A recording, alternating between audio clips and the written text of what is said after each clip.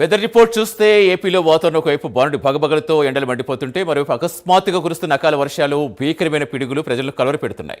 రాబోయే 3 రోజుల పాటు రాష్ట్ర వ్యాప్తంగా ఎండల తీవ్రతతో పాటు కొన్ని జిల్లాల్లో భారీ వర్షాలు కురిసే అవకాశం ఉందని వాతావరణ శాఖ హెచ్చరించింది. ప్రస్తుతం రాయలసీమ మరియు కోస్తాంధ్ర జిల్లాలో ఎండల తీవ్రత గరిష్ట స్థాయికి చేరుకుంది. ఇక ఉష్ణోగ్రతలు సాధారణం కంటే 2 నుంచి 4 డిగ్రీలు ఎక్కువగా నమోదవుతున్నాయి. రాబోయే 3 రోజుల్లో పలు ప్రాంతాల్లో 42 డిగ్రీల నుంచి 44 డిగ్రీల వరకు ఉష్ణోగ్రత నమోదయ్యే అవకాశం ఉంది.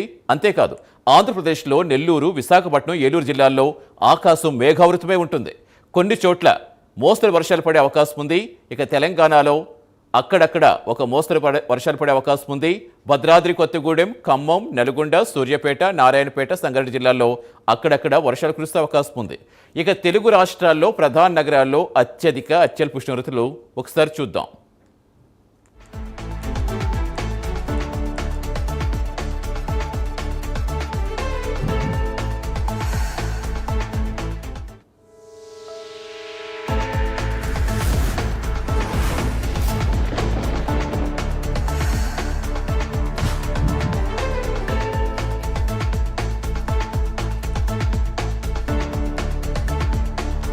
కర్నూలులో చూస్తే గరిష్టంగా 40 డిగ్రీలు నమోదైంది.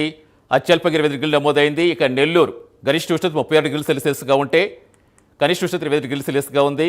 ఇక హైదరాబాద్ 38, 23గా నమోదైంది.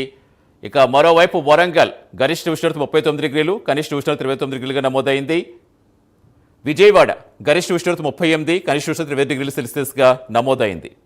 ఇక విశాఖపట్నంలో గరిష్ట ఉష్ణోగ్రత 32 డిగ్రీలు, కనిష్ట ఉష్ణోగ్రత 29 డిగ్రీలుగా నమోదైంది.